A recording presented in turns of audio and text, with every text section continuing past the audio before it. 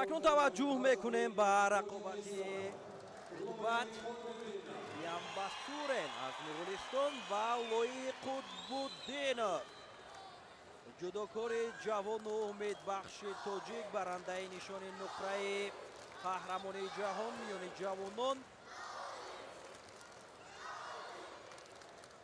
لویق از لحظه های اول میخواهد که برتری رو روی دست بگیرد. حرکت هایش بسیار هم خوب است. البته این چهره پرتافت های جالب هم دارد، هرچند که در مقابل یک رقیب سرسخت قرار گرفته است، ولی به هر صورت با استعداد این چهره باوری ها خیلی زیاد است که او میتواند به نتیجه نظررس در این مسابقه خانگی دست یابد. ما نیز برایش مظفریت را تمنا داریم و توجه میکنیم که در مقابل بیانبستورن چی کار میکند.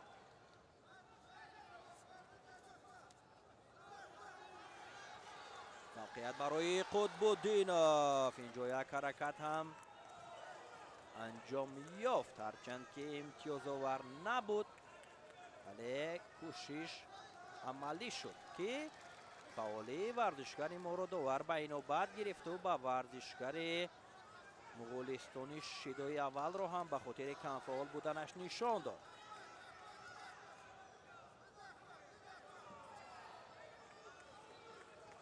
حرکت های ادامه می‌یابد. کوشش نوبتی لویق قطب‌الدین. هر دو دوری اول آزاد بودند. رقابت را از این مرحله 8 یک نهایی آغاز کردند و برای به مرحله 4 یک نهایی رفتن مبارزه برده ایستادند. بیانبستورن اینجا امتیازی وزری میگیرد از لویق قطب‌الدینov. البته تجربه بیانبستورن نسبت به لویق قطب‌الدینov زیادتر است. حالت لدادن دست رو اینجا میخواهد استفاده برد. بسیار هم حالت خطرناک است برای قطب‌الدینov ولی تسلیم نمیشود لویق.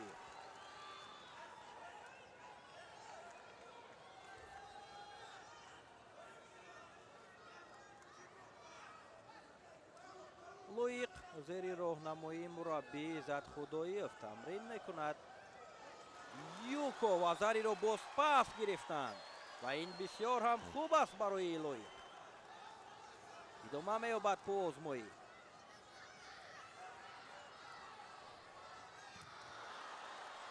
چون در بالا اشاره کردیم که تجربه بیانبستور نسبت به قطب‌الدینov خیلی هم زیاد است. و چه حرکتی عالی! قطب‌الدینov موفق می شود که جبران کند از امتیازی از دست رفته. یوکو بها گذاری کردند ولی اشاره داور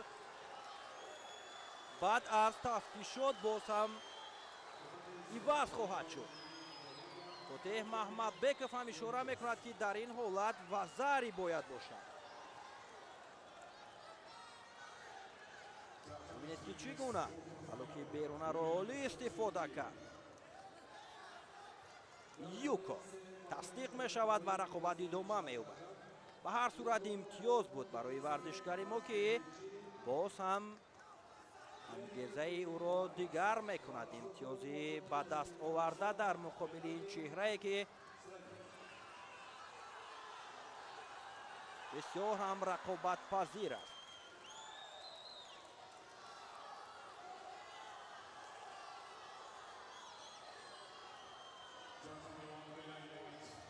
عزت خداییov از کنار نشسته است. برای قطب‌الدینov مصلحت می‌دهد در لحظه های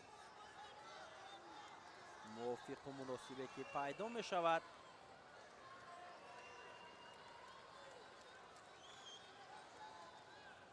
کوشش را ادامه می‌دهند. حرکت ها از جانب بیانبستورن هم زیاد گشت چون امتیاز را او نیز از دست داد.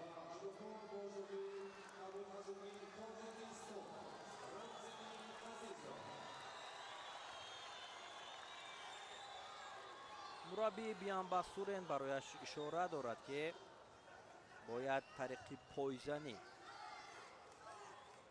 در مقابل قطب‌الدینов امتیاز بگیرد. شیدای دویم رو برای بیانباسورن و شیدای اول رو برای قطب‌الدینов نشان داده بود.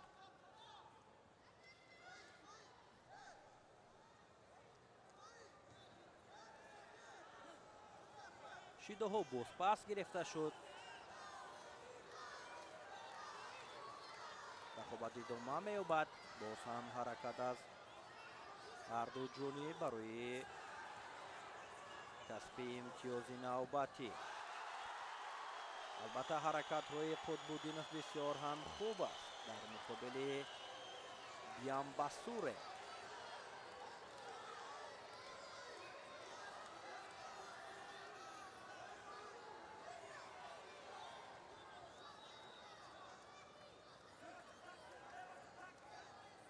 دوباره شروع میکند که ادامه دهند.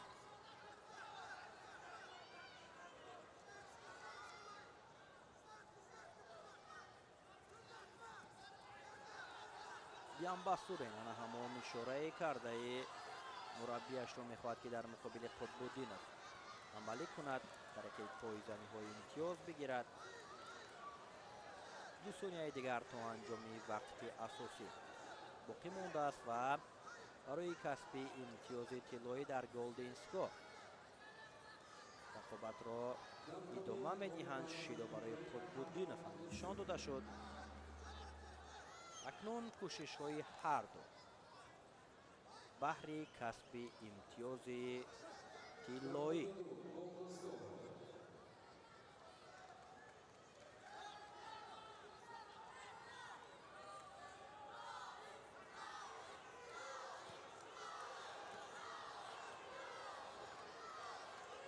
اینجا یک حرکتی عالی از جانب قطب‌الدینov.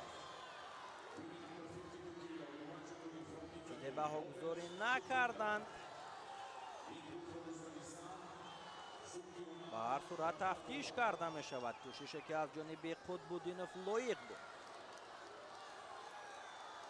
یوکو برای لایق قطب‌الدینov اکنون امید تواند در مقابل یک تن از رقیبان سرسخت خود پیروزی را در رقابت اولینش در گرند اسلم دوشنبه به دست بیارد. همین طور اکنون بیانباسورن از لایق قطب‌الدینov شکست میخورد و لایق به مرحله 4-1 نهایی میرود. بسیار هنرنمایی عالی و ارزنده را لایق قطب‌الدینov در مقابل بیانباسورن نشان داد. در اول امتیاز یوکو را از دست داد، بعدا در دو حالت موفق شد که یوکو بگیرد و به پیروزی برسد.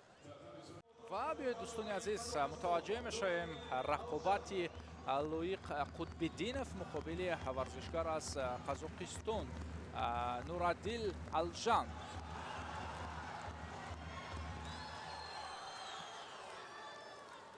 لایق کار را شروع کرد.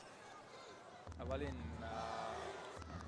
هجومی که حمله از جانب او به نظر میرسد توبیش داد، ولی امکانیت نگهداری در زمین نیست. دیگر کار رو دوام دادن هم منطق ندارد.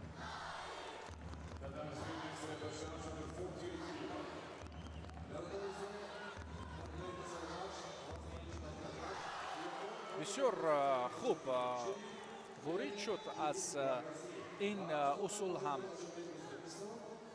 میتوانست که خوب استفاده برد.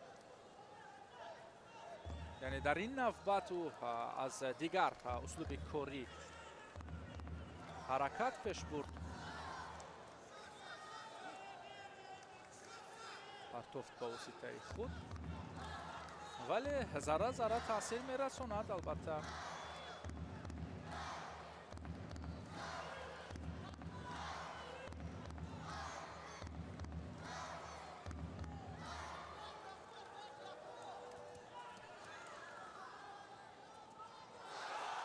دیگر بار ببینید همون اصولی که хуб ба кор мебарад одатан дар нерӯсанҷиҳо. боз ҳам аз ҳамон услуби корӣ ҳаракат пеш бурд Худбидинов. дар дафъаи аввал ҳам эҳсос кард ки мешавад аз ҳамин усул муваффақ шуд. боз як маротибаи дигар ҳам ишора ба ҳамин усул буд.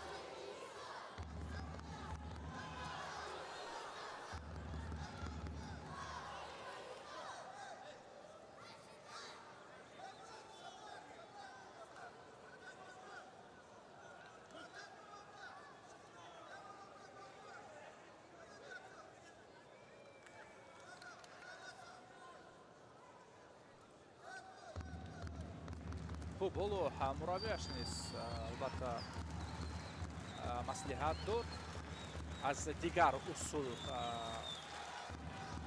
маслиҳат дод ки кор бигирад. ой ки даруна хеле зуд иҷро шуд, вале каме рақиб канортар мавқеъ дошт ва зуд худро ҳам раҳо кард. пойро бардошт то ин ки мувозинаташ гум нашавад. баъд аз вуруди лоиқ ва боз ҳам бубинед ки Худбидинов сирф ҳамлаҳои худро нигоҳ медорад ва пай дар пай ҳаракати иҷроиши усул аз ҷониби ӯ шурӯъ мешавад.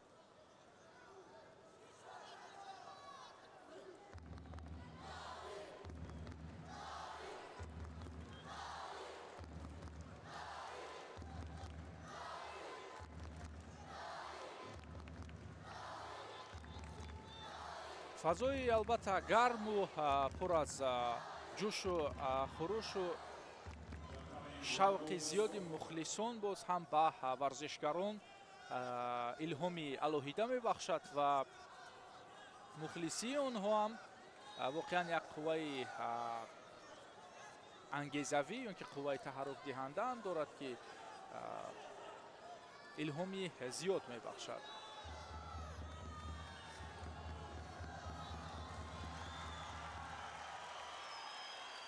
ва фазои мутамтани гранд-слами душанбе ҳам собит месозад ки ба фарқ аз дигар истгоҳҳои сайри ҷаҳонии ҷудо ин истгоҳ яъне душанбе гранд-слам ҳам маҳбуб аст ва ҳам зебо аст. зиннати махсус дорад воқеан.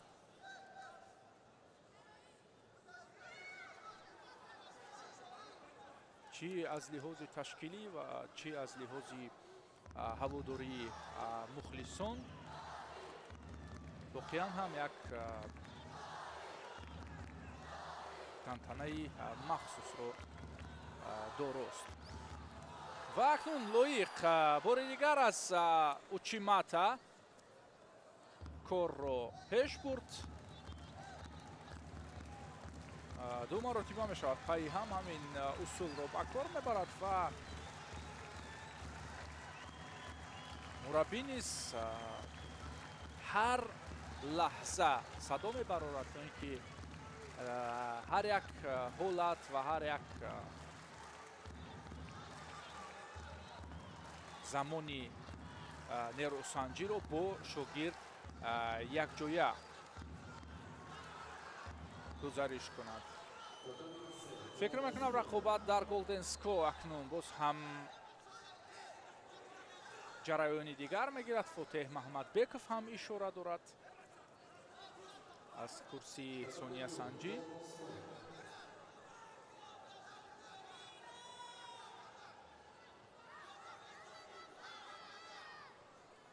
ҳоло се усули кориро лоиқ на як бор истифода бурд. ин ҳам ба воситаи худ Учимата ва ҳало ки даруна ҳам буд ба истилоҳи коучи Макикоми.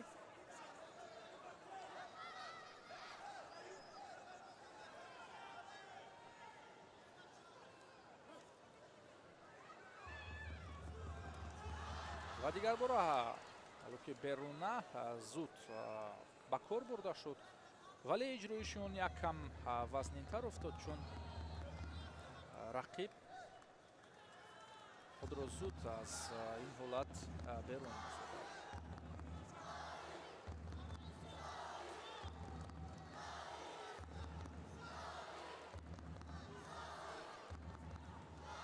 ой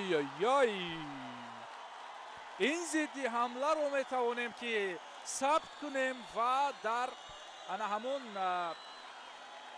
роликҳои зебои грандслами душанбе ҷой бидиҳем.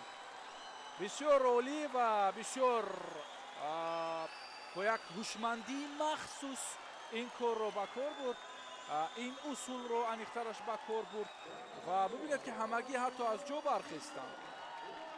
мо такроран ҳамин ҳоло албатта мебинем ин вазъияти иттифоқуфтодаро. хеле як паҳлавони зирак ҳам аст лоиқ ва чунин ҳолатҳоро агар ки зуд иҷро кардӣ, албатта ҳамин гуна кадрҳои зебо ҳам сабт мешаванд. хеле хуб. бубинед, корро рақиб шурӯъ кард, вале лоиқ анҷомаш бахшид. аҳсан. акнун мегӯем ки дӯстони азиз, лоиқ қутбиддинов дар нимфинал аст ва бо Аюб Блиев зӯрозмоӣ мекунад. акнун марҳилаи ҷиддӣ аз пеш аст. имтиҳони ҷиддитар грандсламро дидааст Аюб Блиев. 10 бор, 3 бор нишони тилло дорад. вой лоиқ қутбиддинов бошад соли гузашта аввалин бор дар грандслам иштирок карда буд ва ҳоло мебинем ки боз ҳам дар грандслами хонагӣ ӯ дар ҳамин вазн баромад дорад ва баромади олӣ.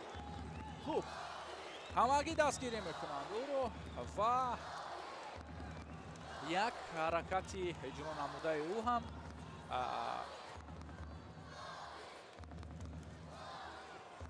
ба қайд гирифта шуд ё ин ки дида шуд. дигар бора фишороварӣ аз ҷониби Қутбиддинов.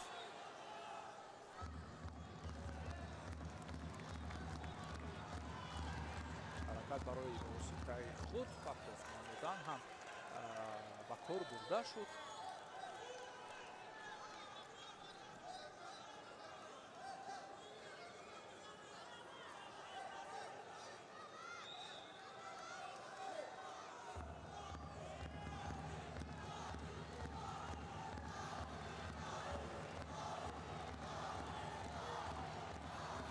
мавҷи дастгириҳо албатта хеле хуб эҳсос мешаванд ва ҳамин аст ки лоиқ ҳам бо як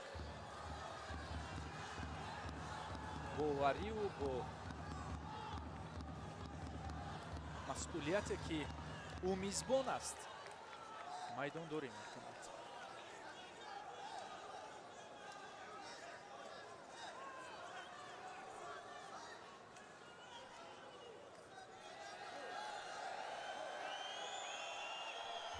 болошидо барои лоиқ Қутбиддинов нишон дода мешавад.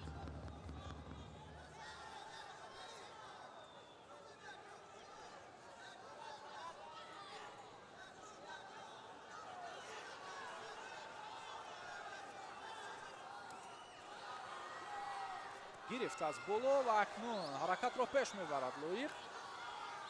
хеле хуб ҳоло мушоҳида мекунад ва назорат мебарад.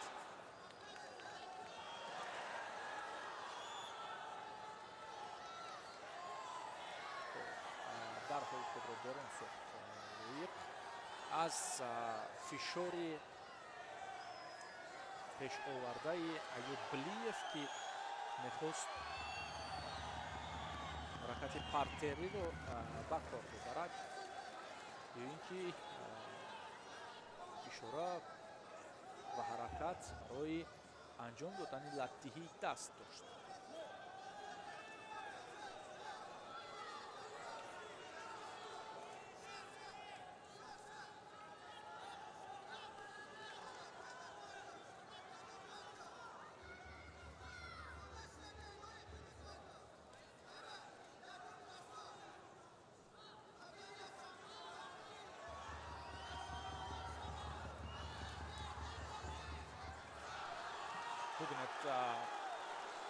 аюб блиев ҳам хеле ҳаракатҳои таъсирнок дорад.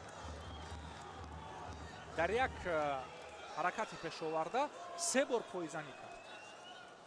аз 2 пой пойзанӣ кард ва баъдан боз аз пой чапи лоиқ аз зовияи дигар ҳам боз пойзании фишороварро ба кор бурд.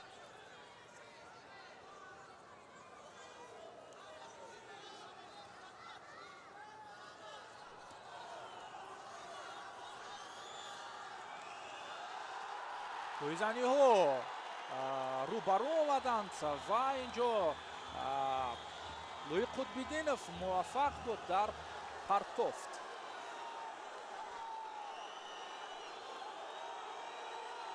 ҳамагии юко ишора мекунанд биёед бубинем бори дигар дар ҳамин навори суст карда шуда. хуб аюб блиев тобиш хӯрд. мини партофт зуд худро дур ҳам буд.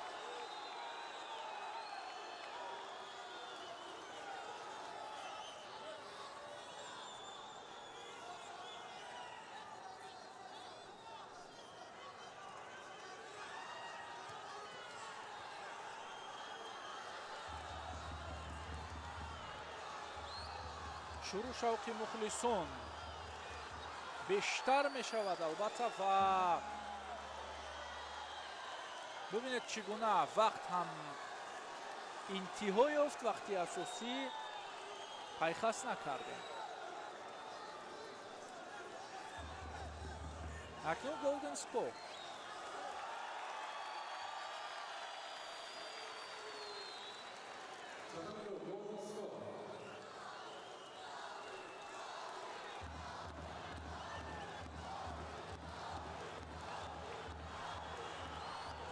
камарбанд инҷо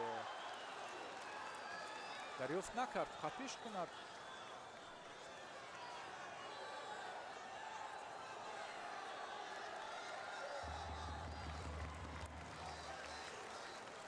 ҳарду ҳам як муҷозотӣ доранд.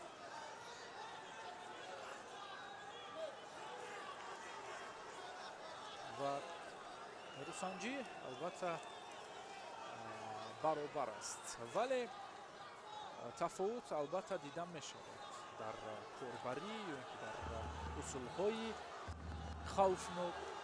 лоиқ қутбиддинов бартарин мешавад ва инҷо мутаассифона дар як ҳолате ки албатта бисёр хуб намоён буд дар зовияи мо ҳаракат ба кор бурда шуд. хуб аст ки боз имтиёз боз пас гирифта шуд ва қутбиддинов боз як имконияти хуби дигарро ба даст дорад.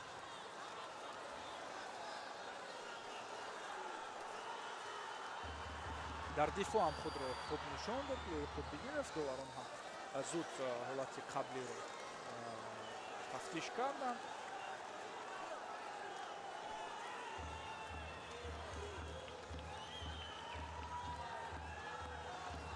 ҳарду хеле хаста вонамуд мешаванд. лоиқ ки бештар ҳаракат дошт, бештар усулҳо ба кор мебурд. ҳоло акнун бием ки чӣ қувваву зуру тавоне дорад. пиёда месозад, бароварда мегардонад ва мардонавор дар ин набард зурозмоӣ ой дур монд каме. аюб блиев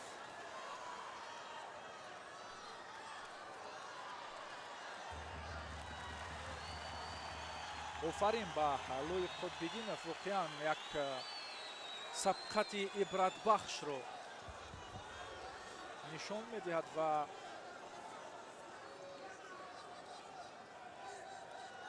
албатта метавон гуфт ки арзанда ҳаст ба финал рафтан. мухлисон ҳам ҳар лаҳза ӯро ҳамроҳӣ мекунанд ва инҷо акнун билохира Аюб Блиев ба муваффақият расид ва нигоҳ накарда ба ин албатта мо аҳсан мегӯем Лоиқ Қутбиддиновро. воқеан набарди хеле вазнин буд барояш, рақиби арзанда ҳам буд, вале бартарӣ дошт.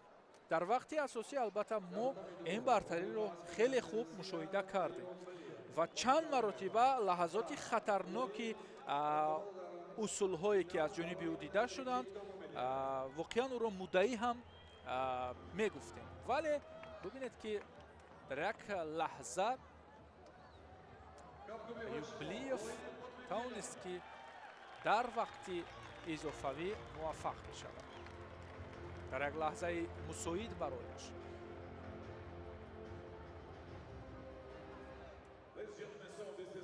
арзанда ҳунарнамоӣ кард Лоиқ Қутбиддинов ва акнун барои нишони биринҷии муборизаи ӯро мо интизор ки мунтазираш будем. ҷудокори ҷавону умедбахши тоҷик Лоиқ Қутбуддинов, ҷудокори 18 сола дар муқобили рақиби 28 солааш аз Фаронса барои ба даст овардани нишони биринҷии вазни то 60 килограмм мубориза мебарад. Рамзиддин Саидов аз Узбекистон рақобати ин ҷуфтро ҳакамӣ мекунад ва Максим Мерлин аввалин шуда бо ҷудогии сафед вориди майдон мешавад.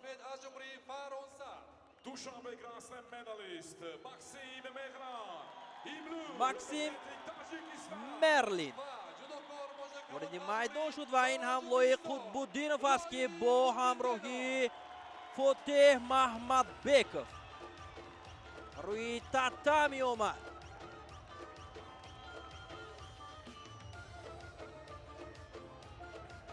ин кафкубиҳо ҳам ба хотири Лоиқ Қутбуддинов аст ки имрӯз дар рақобатҳо дар вазни то 60 килограмм ҳунарнамоӣ шоиста нишон дод ва акнун баҳри касби нишони биринҷӣ аз рақибе ки 10 сол бузургтар аст нисбат ба Лоиқ бояд имтиёз бигирад, бартарӣ нишон диҳад. барои Лоиқ муваффақият орзумандем ва таваҷҷӯҳ мекунем ки чӣ гуна ҳунарнамоиро дар муқобили ин чеҳра нишон медиҳад. агар он рақобате ки дар баробари Аюб Блиев дар марҳилаи нимниҳоӣ нишон дод ҳамон гуна муборизаи арзанда нишон бидиҳад, пас пирӯзӣ насиби варзишгари мо хоҳад шуд. аз миёни 17 ҷудокоре ки имрӯз аз Тоҷикистон дар рӯзи аввал иштирок намуданд, Лоиқ Қутбуддинов нафари муваффақе аст ки баҳри ба даст овардани медал кӯшиш дорад. мавқеияти бисёр ҳам хуб, як ҳаракат аз ҷониби Максим Мерлин, вале муваффақ намешавад.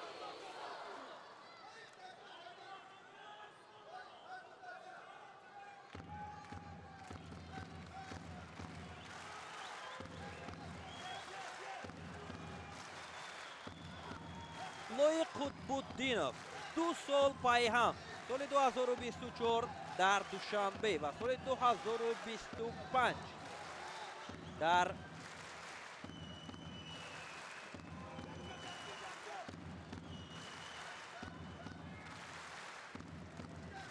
София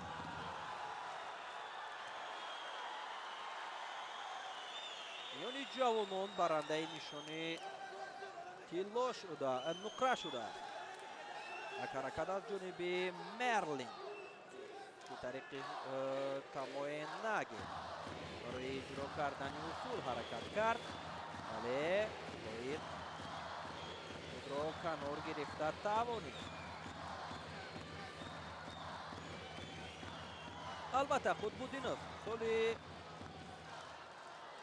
2025 ва соли 2024 дар рақобатҳо дар мусобиқаҳои сатҳи байналмилалӣ миёни ҷавонон бисёр ҳам хуб пушти сар кард ва акнун қадами устувор дар ин мусобиқаи хонагӣ барои мубориза миёни калонсолон ҳам гузошт, барнамои хубе ҳам нишон дод.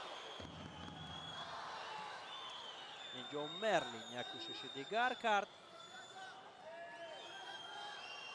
ҳаракатҳо идома дорад.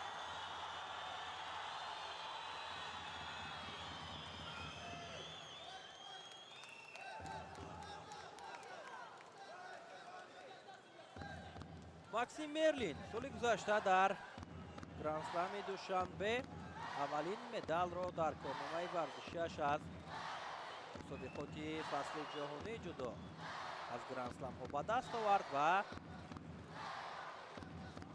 имсол ҳам ҳамон натиҷаро мехоҳад ки нишон диҳад, вале лоиқ талош дорад ки барои ин медал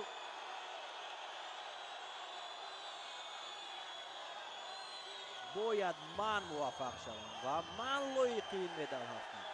мухлисонро бубинед ки чӣ гуна дастгирӣ мекунанд. лоиқ Қутбуддиновро, вале инҷо шидо барои Мерлин. шидои дуюм аст.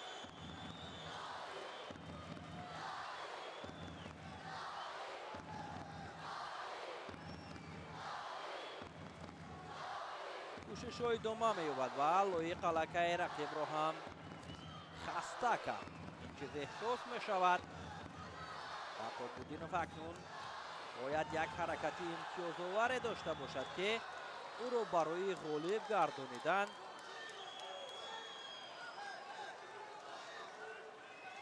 ба пеш барад. фотеҳ Маҳмадбеков барои Қутбуддинов маслиҳат медиҳад. ва инҷо як ҳаракати дигарро лоиқ тариқи тамои наги мехост анҷом бидиҳад. бисёр кӯшиши олӣ. ҳаракати хубе буд аз ҷониби Қутбуддинов. каме дигар агар ҳаракат суръати баландтар мегирифт, фикр мекунам ки имтиёз ба даст меомад. ин навбат кӯшиш аз ҷониби Максим Мерлин муваффақ намешавад.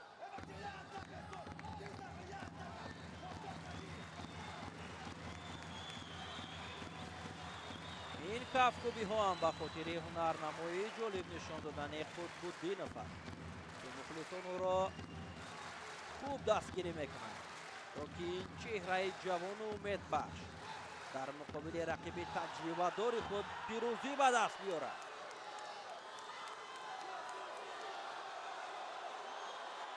иззат худоиев мураббии лоиқ Қутбуддинов бисёр ҳам бо ҳаяҷони зиёд рақобати шогирдро пайгирӣ дорад ва акнун вақти асосӣ ғолибро муайян намекунад дар Голден Скоп.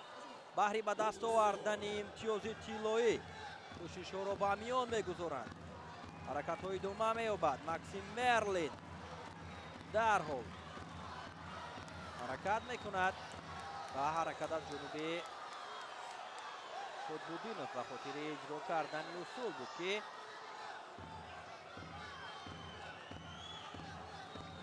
анҷом ёфта. боз ҳам аз нав мавқеияти хуб. боз ҳам як кӯшиши дигар.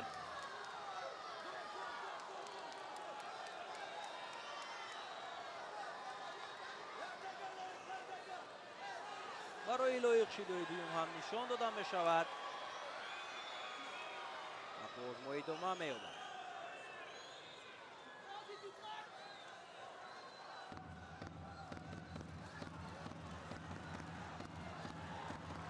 гиребони ҷудогии рақиб бисёр хуб доштааст ва ҳаракат мекунад Қутбуддинов. ҳамин гуна ҳаракатҳо бояд идома ёбад ва худро фаъол нишон бидиҳад.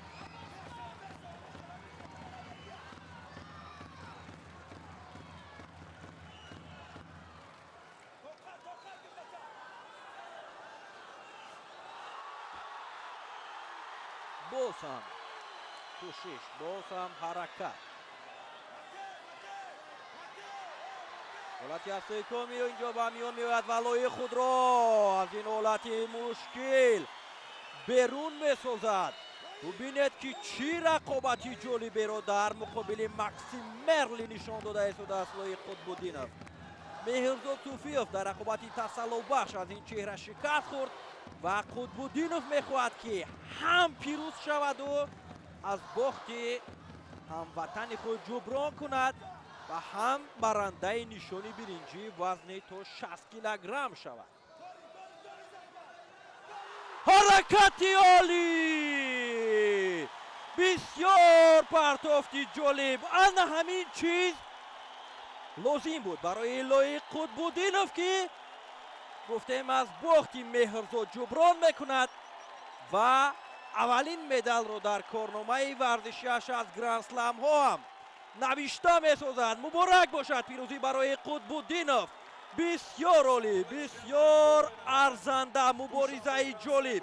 حتی به قول دیگر رقیب هم تن داد به هنرنمایی قطب‌الدینov. پیروزی مبارک باشد برای جودوکاری جوان و امیدبخشی تاجیک. استقبال میکند از این پیروزی. حتی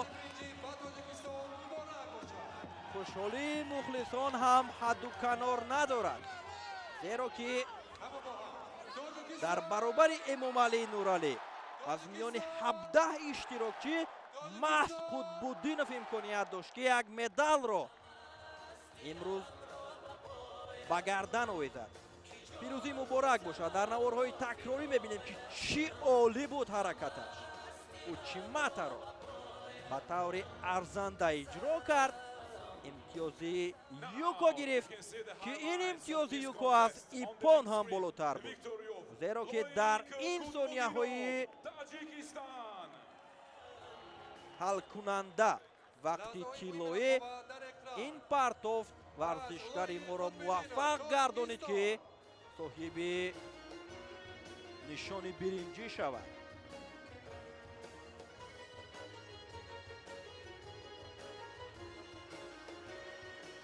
مبارک باشد این پیروزی به کل مردم تاجیکستان برای لای قطب‌الدینov، برای اون نفرانی که در تربیه این چهره زحمت زیاد کشیدند.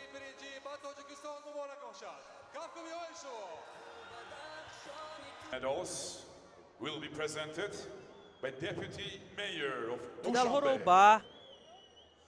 به ولی و جایزه‌داران وزن تا 60 کیلوگرم، معاون رئیس شهر دوشنبه Bronze دلبر medalist representing عادلزاده Tajikistan, تقدیم Loik میکنند. لای قطب‌الدینov از تاجیکستان برنده نشانی برنجی گردید و این اولین مدال از گرند اسلم ها در کارنامه این جودوکاری 18 ساله تاجیکستانی به حساب می رود. الژان The silver از medalist قزاقستان representing Ukraine, نشانی Artem ایومی Lesiuk. برنجی رو به دست آورد. ارتیوم لسیو Gold medalist از اوکراین and Dushanbe Grand Slam winner دوباره رو representing Russian صاحب شد Federation, و Ayub ایوب Aliyev. لیوف از فدراسیون روسیه توانست که با گرفتن این نشان